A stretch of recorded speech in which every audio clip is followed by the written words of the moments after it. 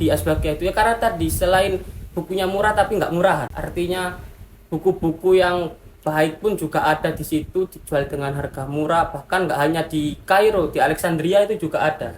Deretan makamnya Nabi Daniel itu juga ada toko buku dan itu juga banyak gitu jadi yang minat itu nggak hanya pelajar-pelajar yang datang dari luar tapi pribumi Mesir sendiri itu juga hunting buku di Asbagiyah. Jadi minat bacanya atau minat literasinya juga besar di Mesir gitu. Dulu waktu awal datang 10 pon itu dapat 8, kalau beli telur dapat 8 butir lah. 8 butir, oke.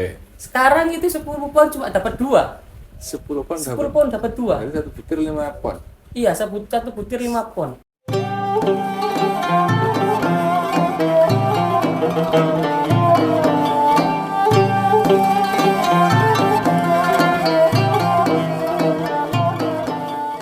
Ahlan wa marhaban Gus Said. Gimana kabarnya Gus Said? Alhamdulillah. Alhamdulillah. Baru datang dari Mesir. Baru datang dari Mesir, ya. Jadi Gus Said ini baru landing tadi sebelum maghrib ya Gus? Iya, sebelum maghrib jam 3 lah. Jam 3 sebelum maghrib langsung datang ke sini, langsung kita bikin podcast. Baru hitungan jam Gus ya? Dadakan banget ini, nggak ada apa-apa langsung podcast. Iya. Belum ketemu orang tua ya Gus ya? Alhamdulillah belum.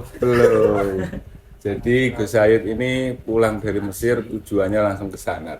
Ini ya, alhamdulillah sekali nih podcast Sanad dapat keberkahan dari Gus Said. Jadi kita ini sedang di acara Layali Ramadan, Gus. Layali Ramadan ini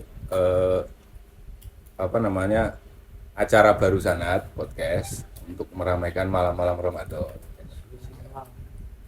Ya, semoga Ramadan ini dapat berkah dengan ikut meramaikan. Gus Said masih kuliah ya di Mesir ya? Alhamdulillah sekarang masih kuliah di Mesir, S1 sudah tingkat akhir. Ini mohon doanya Jadi jurusannya apa Gus? Jurusannya tafsir. Jurusan tafsir. Tafsir wa ulumul Quran. Tafsir wa ulumul Quran. Pertanyaan saya pertama Gus, kenapa milih belajar di Mesir?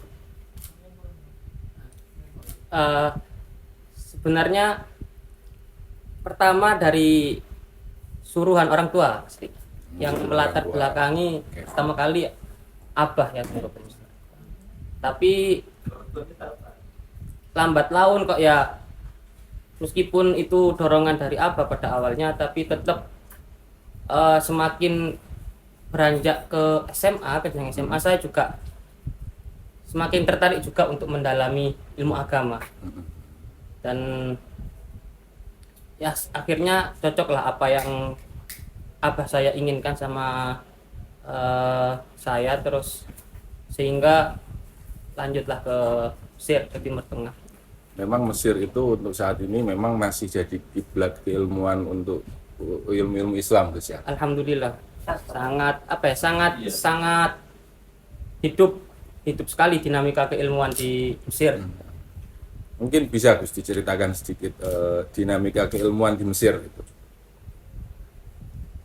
Kira-kira apa gitu ya bedanya keilmuan dinamika keilmuan di Indonesia dengan dinamika keilmuan yang ada di Mesir, khususnya dalam bidang ilmu-ilmu agama? Kalau di Mesir itu, apalagi sekarang itu semakin banyak dinamika keilmuannya.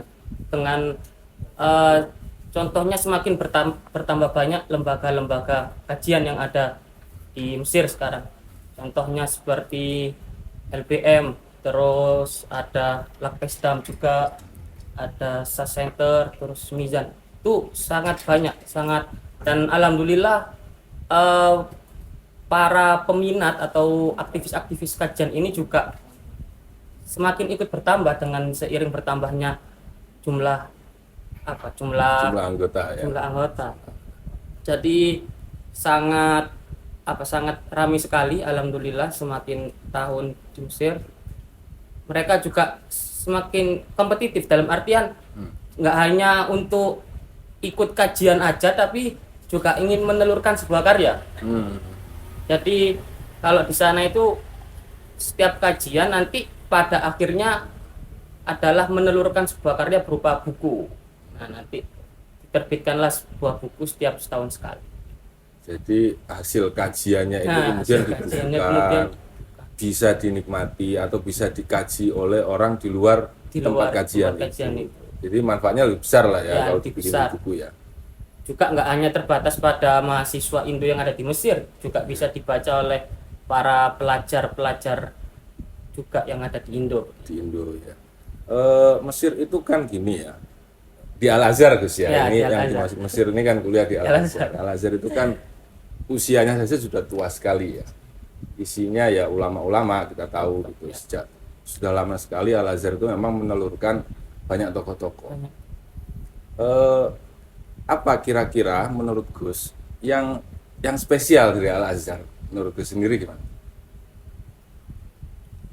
Yang spesial ya dari Al Azhar. Sebenarnya sangat banyak sekali yang spesial dari Al Azhar, cuma mungkin ya nggak dibahas semua. Oh iya, betul. Berapa saja. Mungkin kira-kira satu saja yang Gus anggap wah, Al Azhar ini kayaknya susah menemukan kampus seperti Al Azhar di Indonesia. Nah, Itu apanya gitu misalnya? pertama, Selain ini ya, Gus, selain Al Azhar nggak pakai absen ya. Selain itu gitu. Apa kira-kira? tentu pertama adalah sumber keilmuan dan tradisi-tradisi turos yang masih dipertahankan sampai sekarang. Di Al Azhar juga kita jadi di Mesir itu kalau bicara Al Azhar nggak bisa terlepas dari yang namanya talaki. Jadi kalau di Mesir itu nggak hanya perkuliahan saja, Iya. ada namanya talaki atau sistem ngaji sama masyayikh gitu. Nah, yang kalau menurut saya pribadi yang menjadi menarik selain nggak ada absen itu Iya. banyaknya sekarang itu talaki-talaki yang semakin terbuka untuk para mahasiswa Indo yang ada di Mesir, sehingga bisa lebih mendalam ketika kita mempelajari ilmu agama, karena nggak hanya terfokus pada perkuliahan tapi juga bisa talaki. Bahkan kalau senior-senior di Mesir itu mengatakan Al Azhar itu ya 70%-nya talaki gitu. Betul. Tapi nggak menafikan bahwasanya kuliah juga penting, karena memang awal tujuan kita di Al Azhar ya kuliah di kampusnya itu. Tapi nggak hanya cukup sampai di kuliah, kita juga harus talaki Ikut ke talaki. masyayikh. Ya, talaki itu kan seperti kalau tradisi di Indonesia itu seperti ngaji sorogan di pesantren Nah, ya ya. kan. Nah, memang kampus Al Azhar itu unik karena selain kampus dengan metode pembelajaran yang di sekolah gitu ya, di kelas-kelas itu juga menghadirkan pembelajaran di ruang-ruang. Di ruang-ruang. Ruang itu ya tempat ngaji-ngaji di Al Azhar, dan itu kan sampai sekarang masih eksis. Dan ngaji talaki itu kan sejak dulu ya, bahkan sebelum ada kampusnya kan. Iya, sudah. Jadi itu memang sebetulnya tradisi yang lebih awal kan ya. Yang lebih awal daripada kampus itu sendiri ya. Yang menarik memang kalau di talaki itu justru anggaplah santri ya, mahasiswa itu santri. seperti santri gitu, lebih dekat dengan masyayikhnya, jadi lebih akrab, lebih komunikatif dengan masyayikhnya. Nah itu kan menarik karena sekarang Gus Said bilang dinamikanya makin hidup Gus ya. Alhamdulillah ya. Dinamikanya makin hidup ya, itu memang salah satu hal yang rasanya susah ditemukan di kampus di Indonesia ya. Kalau melihat akhir-akhir ini ya mungkin ya susah ditemukan di Indonesia. Iya, karena kan memang di situ juga dibikin ada jadwalnya. Nah, iya. Iya kan, jadi seandainya nih Gus, mahasiswa yang jarang ngampus tetapi sering talaki, menurut Gus itu akan lebih bagus apa gimana? Pertanyaan sulit Ini dalam hal pengkayaan ilmu gitu. Iya. Sebenarnya gimana ya? Harus yang pertama tetap harus imbang dua-duanya. Cuman memang khazanah keilmuan Al Azhar itu ya pusatnya itu ya di talaki gitu. Talaki, betul. Cuma kalau talaki aja kita akan juga ketinggalan info-info perkuliahan karena Betul. sekarang juga semakin internet juga semakin berkembang. Jadi menurut saya sih untuk keilmuan sudah dari segi keilmuan sudah tidak kurang lah ketika misal ada seorang mahasiswa yang ngaji talaki dan dia serius tapi jarang kuliah gitu. Jarang kuliah.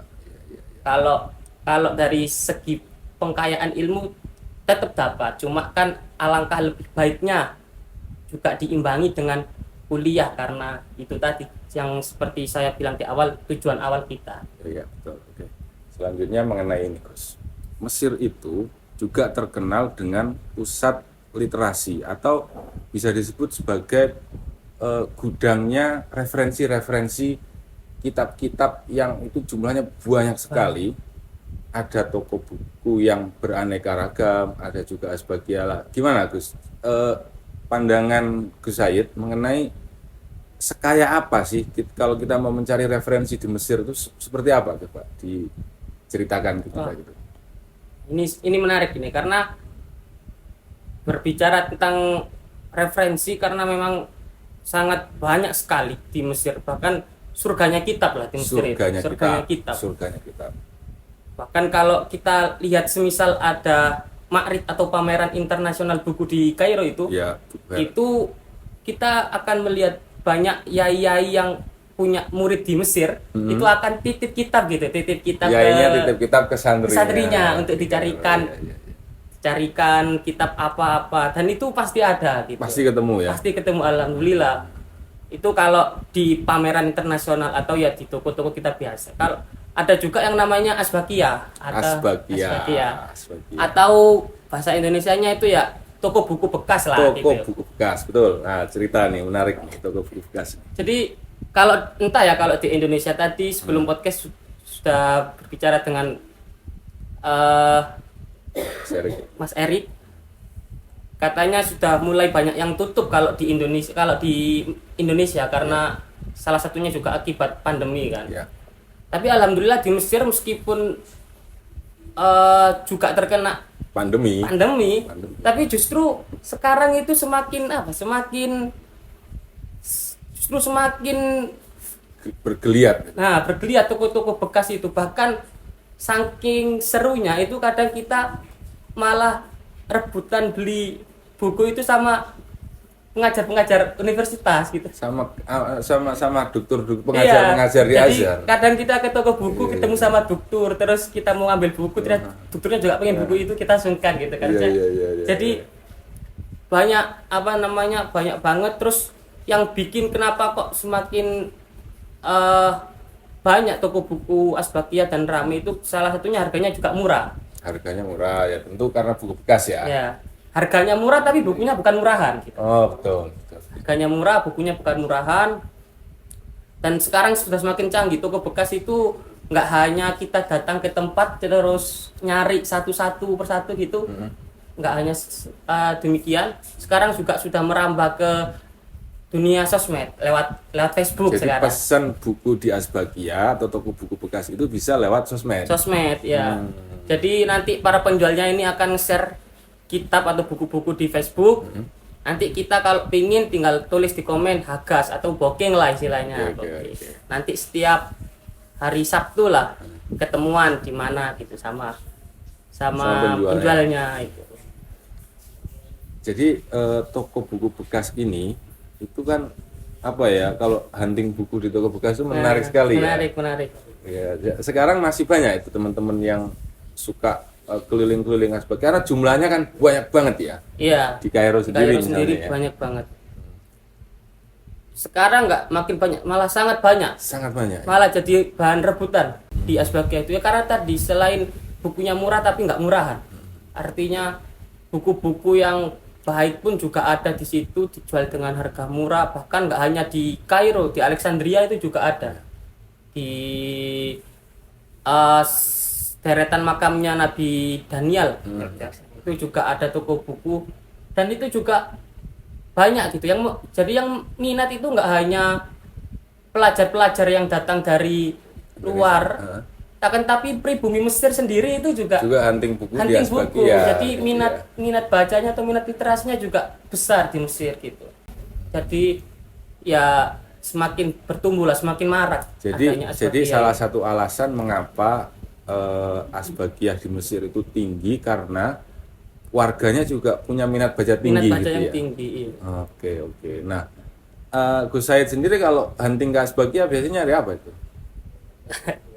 Tentu cari buku, tapi ya Referensi-referensi apa gitu yang suka sampean cari di. Artinya kan gini ya, Asbagia itu kan tidak hanya berbahasa Arab, betul ya? iya nggak hanya berbahasa Arab. Banyak bahkan bahasa Perancis juga ya. Iya banyak berbagai bahasa lah. Nah, itu favoritnya Gus Said itu hunting buku yang seperti apa gitu?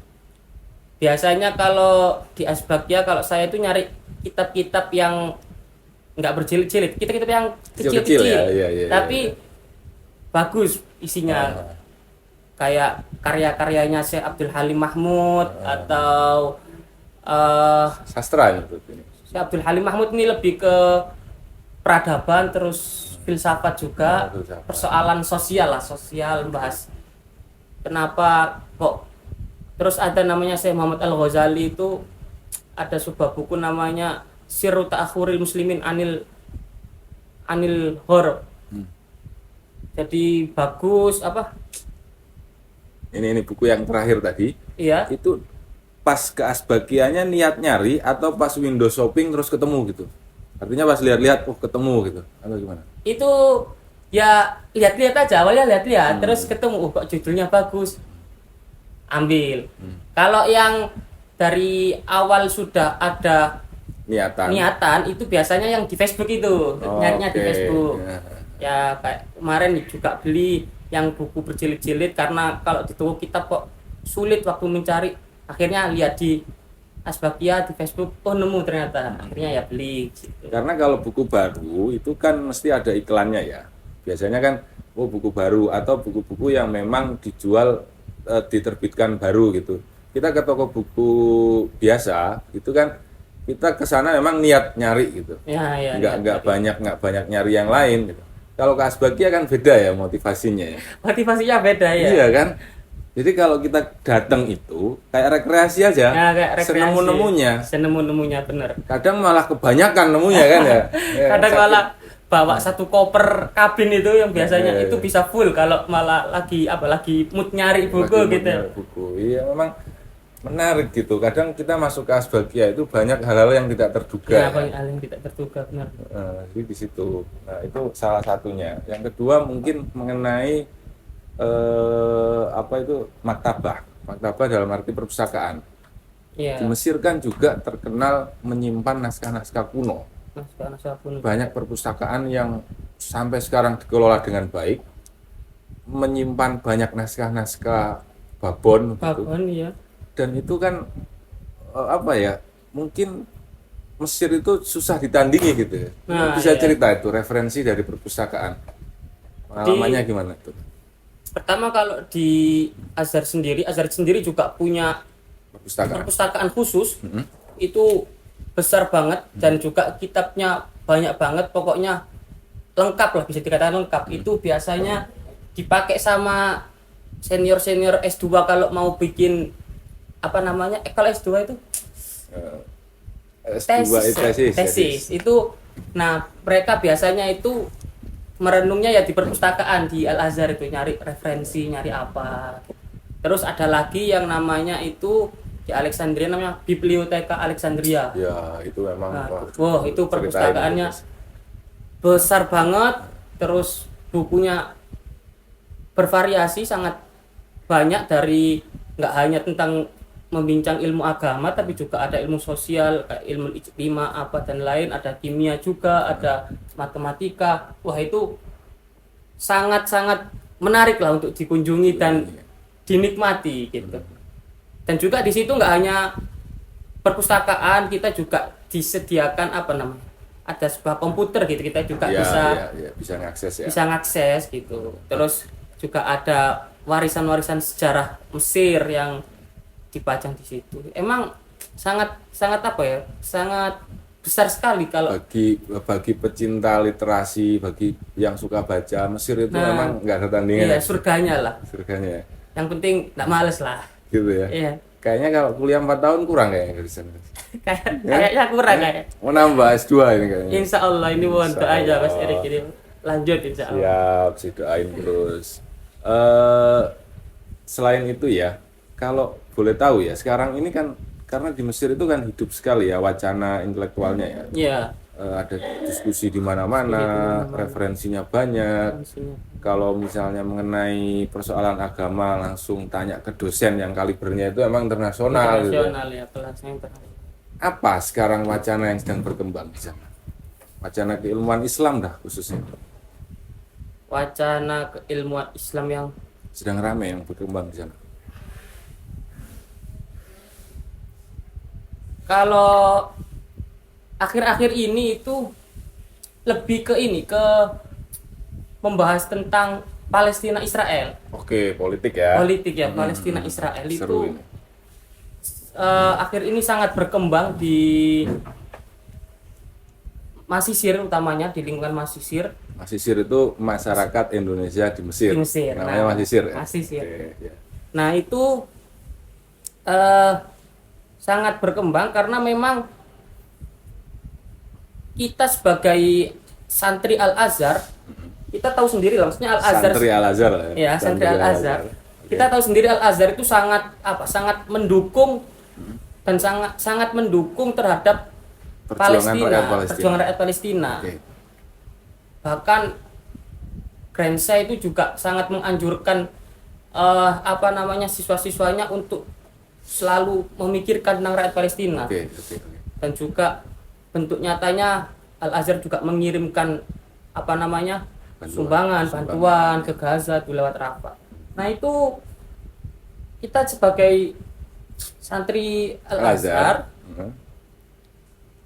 alhamdulillah kemarin itu ada namanya acara Laila Palestina kalau nggak salah. Laila Palestina. Iya. Itu yang menyelenggarakan ya? Itu yang menyelenggarakan banyak, ada Gus Durian Kairo. Gus Durian Kairo. Oke. Gus Terbaru- Durian terbaru. ada ya di Kairo ya. Alhamdulillah ada. Oke. Baru-baru ini udah mulai hidup lagi. Terus ada berkolaborasi juga sama Arteis. Arteis ini semacam ruang diskusi anak-anak sendiri, tapi lebih mengarah ke sastra dan puisi-puisi gitu. Kayak ya cerpen-cerpen terus. Arteis ya namanya. Arteis. Oke. Kalau di IG @Arteis Kairo. Oke. Nah, Mesir kan tetangga banget dengan Israel Dengan Israel. dan Palestina. Gimana? Di sana kan baru pulang ini. Terdampak nggak sih sebetulnya? Apa yang berbeda setelah 7 Oktober tahun lalu itu? Apa yang berbeda setelah pecah perang itu? Kalau terdampak apa enggak itu karena kita tinggalnya di ibu kota ya, di Oke, ibu kota iya, di Kairo, sehingga jauh dari Dari Rafah ya, dari Rafah, perbatasan dari ya. perbatasan. Kalau terdampaknya tentu enggak. Terdampak Dalam artinya terdampak secara militer ya enggak lah secara ya. militer enggak. Cuma kalau terdampak kemudian kita Wacana kemudian wacana. muncul gitu. Jadi tergerak untuk memikirkan juga Untuk keadaan rakyat memikirkan, Palestina oke. itu selalu digaungkan gitu di Oke, lingkup iya, Masisir. iya. Jadi karena memang ya itu tadi kita sebagai santri Al Azhar, guru-gurunya di Al Azhar harus membela Palestina, kita juga harus ikut untuk mensupport Palestina. Iya, mungkin ini pertanyaannya agak sensitif sih. Nggak, kalau mau dijawab serius nggak apa-apa. Ini kan agak berbeda ya sikapnya Grand Sheikh dengan presidennya LCC ya. Karena kayak LCC itu cenderung lebih diam, sedangkan Grand Sheikh cenderung Dan aktif banget lah ya. berapi-api Berapi-api gitu ya. untuk mensuarakan. Beberapa statement beliau itu kan memang sangat ya agak ofensif gitu. Iya. Gimana itu? Kok bisa begitu? Kenapa itu? Kok bisa berbeda gitu? Kalau saya pribadi emang kurang tahu dalam artian kenapa Presiden Sisi kok ya nggak Sekeras berapi-api, lah ya. sekeras Grense. Padahal Al-Azhar itu juga, namanya Al-Azhar ya Mesir juga gitu.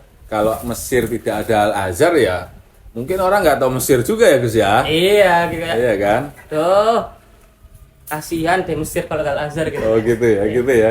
Kayak itulah, kayak kemarin itu. Iya. Oke, nah wacana-wacananya itu apa sebetulnya terkait Palestina itu, isu Palestina itu? Yang biasa didiskusikan itu apa misalnya? Yang biasa didiskusikan itu biasanya terkait pergerakan, perjuangan. Paling banyak itu perjuangan rakyat Palestina melawan kekejaman Israel lah. Israel, ya. Maksudnya apakah tindakan Israel ini bisa dimaklumi dalam segi agama dengan alasan-alasan yang pemerintah Israel utarakan gitu. Nah, itu menjadi bahan diskusi menarik bagi teman-teman mahasiswa. Terus apakah perjuangan rakyat Palestina ini akan sia-sia apa enggak? Terus ya kita juga membahas spekulasi ke depannya lah, meskipun hanya bersifat ya spekulasi, tapi Misalnya. seru saja gitu kalau kita bahas gitu.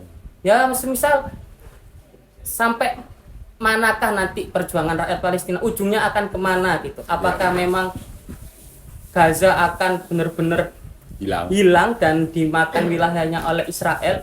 Apa akan tetap bertahan gitu sampai ya entah sampai kapan gitu? Kalaupun hilang nanti rakyatnya tinggal di mana? Nah itu yang Itu jadi pembahasan teman-teman ya. Oh, menarik ya. Menarik. Karena memang Kairo itu juga salah satu kota yang menjadi tempat bertemunya politisi-politisi dunia ya untuk membahas isu ini. Selain di Qatar ya. Selain di Qatar memang Kairo sering tuh kan Anthony Blinken misalnya beberapa kali datang ya. Nah itu apa ya? Pas ada meeting besar gitu apa ada demo atau apa gitu nggak di Kairo itu? Kalau sekarang sih di Kaironya sendiri ya masih relatif aman sih, maksudnya nggak ada yang sampai demo besar-besaran atau apalah. Tapi yang paling kasihan di Kairo itu sekarang tentang ekonominya, maksudnya ya Mesir secara keseluruhan, utamanya Kairo gitu. Karena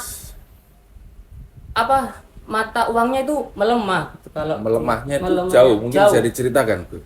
Dari sampean datang pertama, terus sekarang udah mau lulus, itu perbedaan mata uangnya gimana itu? Katanya sampai parah banget itu. Dulu saya itu kan datang 2019 Mas Erik ya. 2019. Nah itu pertama kali datang 1 juta itu ya dapat 1000 pon Egypt, masih sama lah. 1 juta sama dengan 1000 pon. Ya. Oke. Bahkan pernah ketika awal 2020 gitu, 1 juta itu cuma dapat 900 pon Egypt. Pernah. Okay. Bahkan lebih tinggi pon Egypt daripada rupiah. Oke.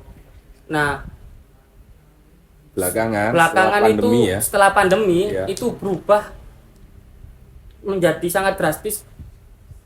Pertama ya 1 juta ya 1.500, terus 2.000, 2.500 sampai pada puncaknya itu yang paling parah itu 1 juta dapat 4.500 pon Egypt. 4.500. Nah, 1 juta. 1 juta itu. Itu sudah nggak mau masak itu berarti yang dikirim.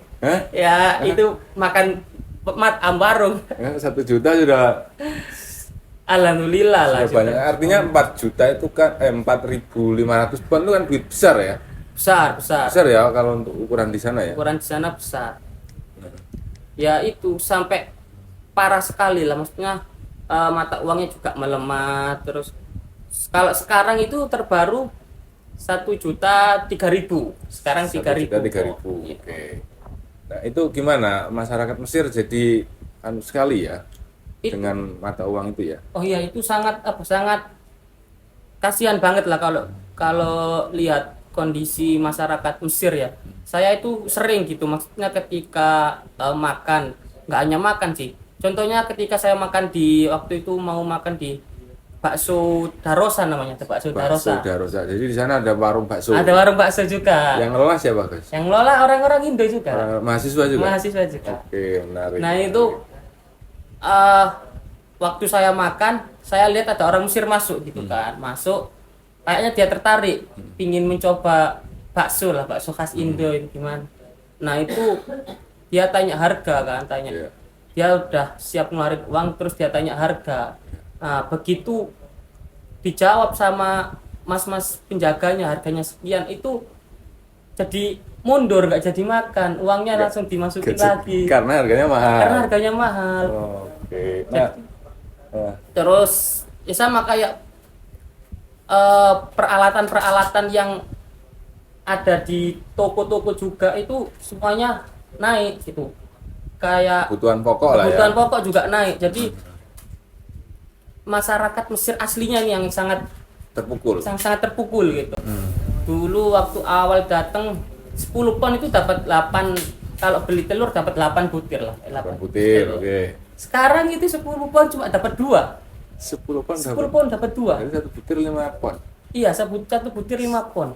Itu berat sekali ya bagi Itu kan- orang Mesir ya. Wah, itu berat sekali, beneran. Karena 8 ke 2 ini kan Jauh. 6 telur ya lumayan kan buat sehari-hari. Lumayan. Kok sampean ngerti ya, Man? Belanja kan? Masak kan belanja?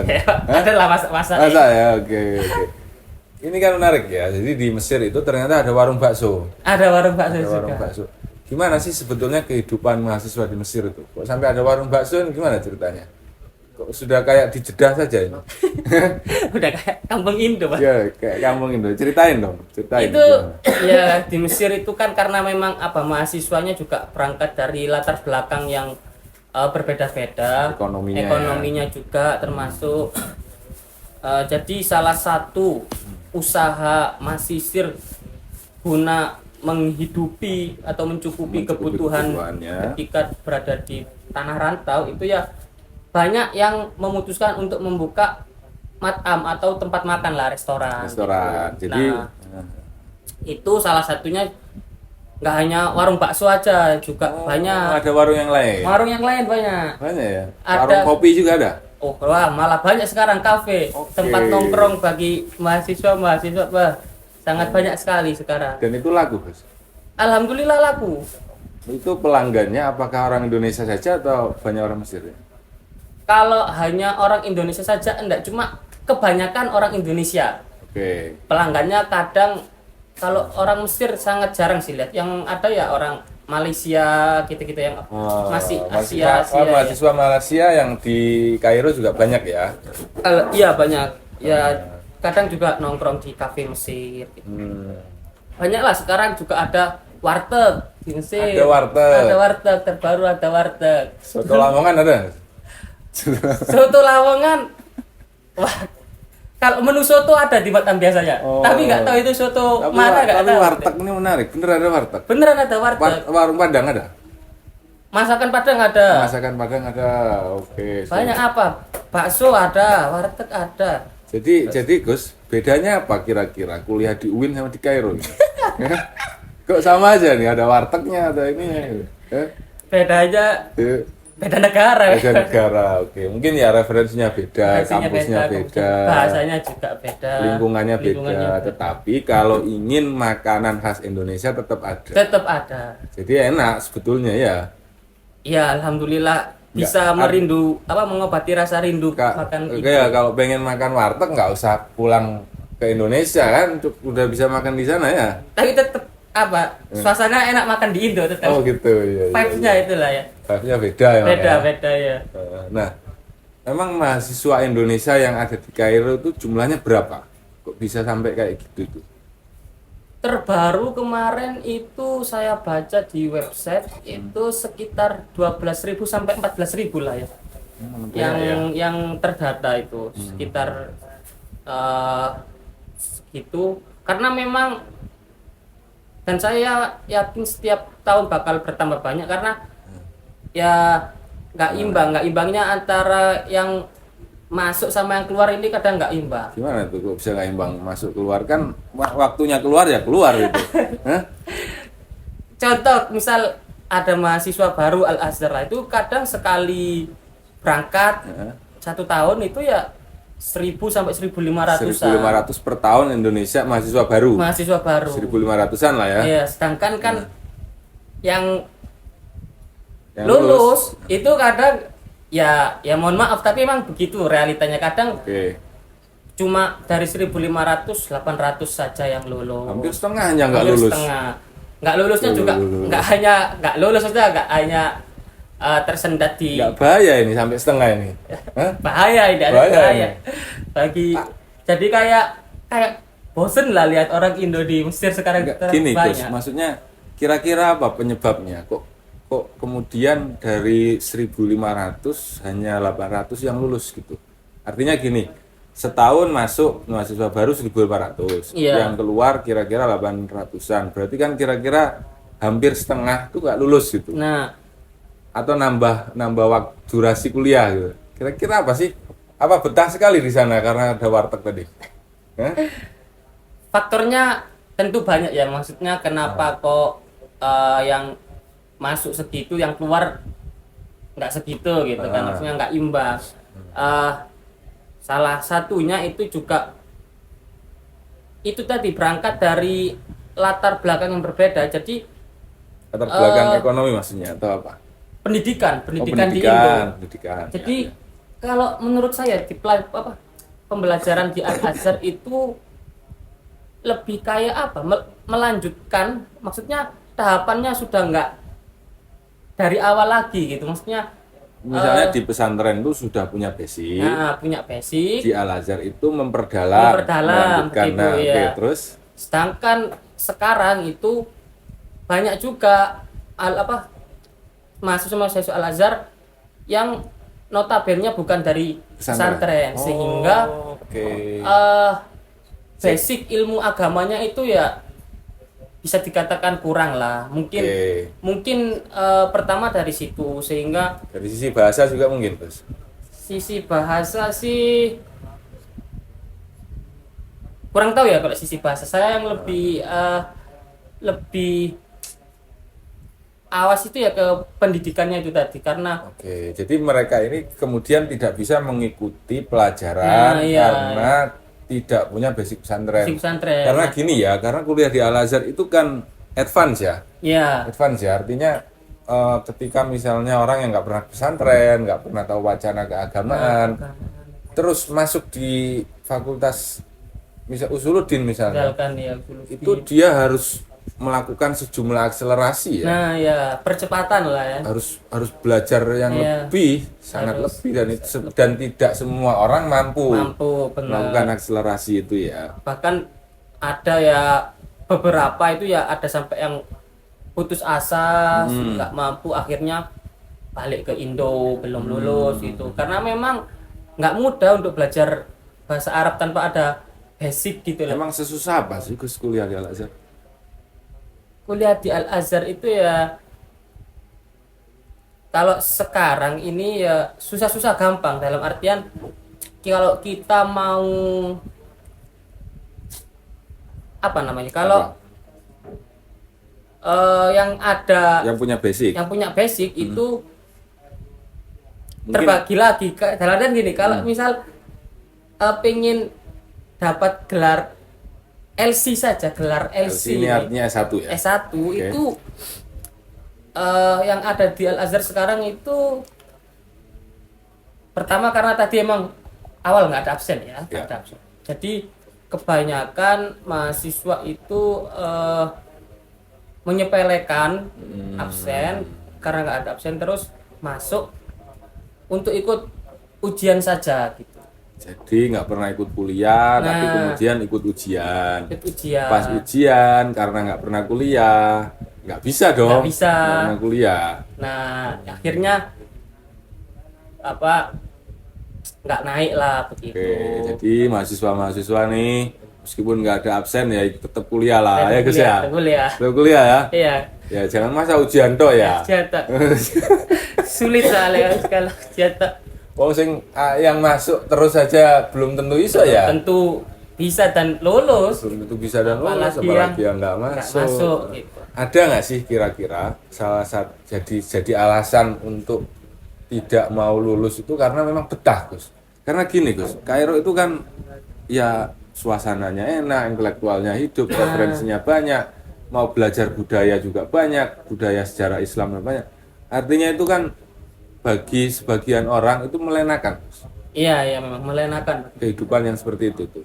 Karena memang misalnya dari Indonesia yang referensi terbatas, akses ke ulamanya sedikit, terus gairah intelektualnya nggak sebagus di sana, kemudian ke tempat yang begitu enak, betah gitu. Jadi nggak mau meluluskan. Ada nggak sih yang seperti itu? Nah, ada kadang-kadang Ada ya? memang ada yang seperti itu. Dalam artian Oke. dia bukan tidak mampu untuk lulus senormalnya lah dari Iya, 4 tahun 4 itu. tahun lah. Heeh. Tapi memang karena itu tadi karena eh, yang serba enak di Mesir, Iya, iya. nggak hanya dari segi misal biaya kuliah Murah. murah, nggak ada biaya semester, juga dari segi keilmuan. Jadi emang ada beberapa teman saya itu nggak mau pulang dulu dari Mesir karena ada yang pingin khatam kiroat Oh, Al-Quran. oke. Karena di sana juga menemukan guru mudah ya. Menemukan guru muda gitu. Jadi ada yang nambah 2 tahun hanya untuk memperdalam ilmu agamanya Ilmu lah. agamanya. Ya, Dan tapi bagus lah ya kalau bagus, motivasinya kalau gitu bagus motivasinya Iya, gitu. iya, iya.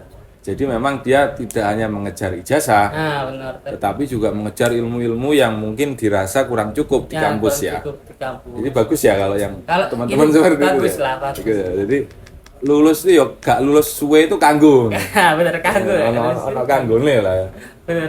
Oke, ya menarik sekali nih obrolannya ini. Ini kan banyak ya teman-teman yang tertarik untuk belajar di Kairo.